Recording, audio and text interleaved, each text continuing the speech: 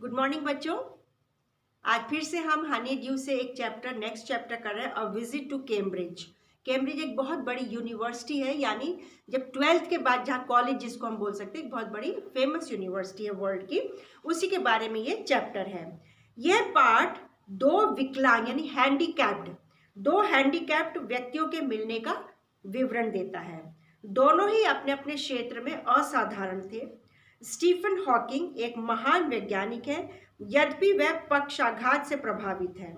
वो अपनी पहियों वाली गाड़ी में ही आ जा पाते हैं। वह एक कंप्यूटर की मदद से अपनी बात कह सकते हैं। फिरदौस कंग मुंबई स्थित लेखक और पत्रकार हैं।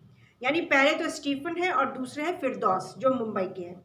वो जन्म से ही कमज़ोर और भंगुर हड्डियों वाले हैं। वो भी व्हील कुर्सी पर यानी व्हील चेयर पर ही चल फिर पाते हैं। उनकी हॉकिंग से भेंट इंग्लैंड में होती है।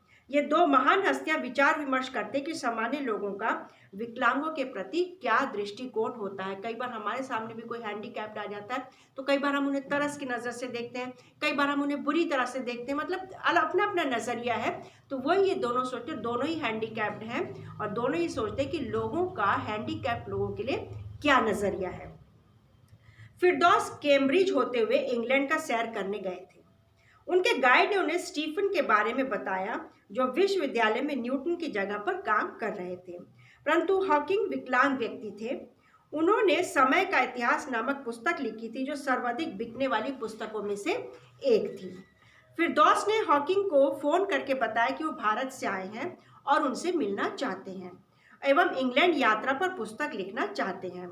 हॉकिंग ने उन्हें आधा घंटे का समय वार्तालाप के लिए दे दिया। उस जैसे व्हील चेयर पर बैठे व्यक्ति से मिलने के विचार से फिरदौस का हौसला बढ़ गया। दोनों ही असहाय थे, भाई मजबूर थे, कोई ले जाएगा ले आएगा, तो इस तरीके की कंडीशन थी। उनके शरीर का दिनों दिन क्षय हो रहा था, यानी शरीर दिन ब दिन कम होता जा रहा था, कमजोर हो रहा था। हॉकी के हाथ में एक छोटा सा स्विच था। वे अपनी उंगली चलाकर कंप्यूटर पर उपयुक्त शब्द खोज लेते थे। अक्सर ही वो थक जाते थे, पर उनका मस्तिष्क यानी उनका जो दिमाग था वो प्रतिभावान और विचारों से भरपूर था। फिरदौस ने कहा कि लोग अक्सर ये सोचते हैं कि हैंडीकैप्ड व्यक्ति दुखी रहते हैं। हॉकिंग ने इसे हास्यपद धारणा कहा, यानी हंसने मजाक वाला धारणा कहा।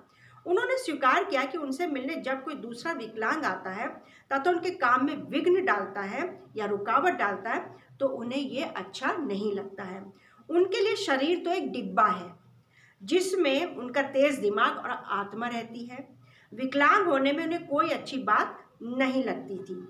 इस वैज्ञानिक की ऐसी खराब स्थिति देखकर फिरदौस को बहुत राहत मिली। यद्यपि वह स्वयं भी न चल सकता था, न खड़ा हो सकता था। हॉकिंग को विकलांगों की खेल प्रतियोगिता का विचार भी पसंद नहीं आया।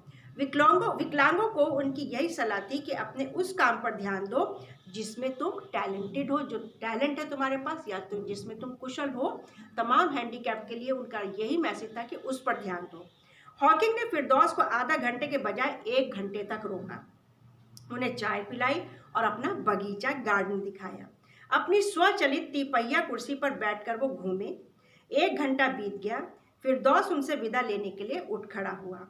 वह हॉकिंग को ना तो चूम सकते थे, ना ही अपना दुख व्यक्त कर सकते थे, पर उन्हें यह विश्वास हो गया था कि यह पक्षघातग्रस्त व्यक्ति वीरता का प्रतीक है। हम कई बार अपनी लाइफ में भी ऐसे लोगों को देखते हैं जो हैंडीकैप्ड होते हैं, लेकिन वो एक से बढ़कर एक काम करते हैं जो कि नॉर्मल मनुष्य नहीं कर पाते। ऐसे इन 2 लोगों के भी बारे में है, और स्पेशली हॉकिंग के बारे में। स्टीफन हॉकिंग जो विकलांग होते हुए भी एक कॉलेज में प्रोफेसर थे और एक से एक रिसर्च उन्होंने की, बुक्स लिखी।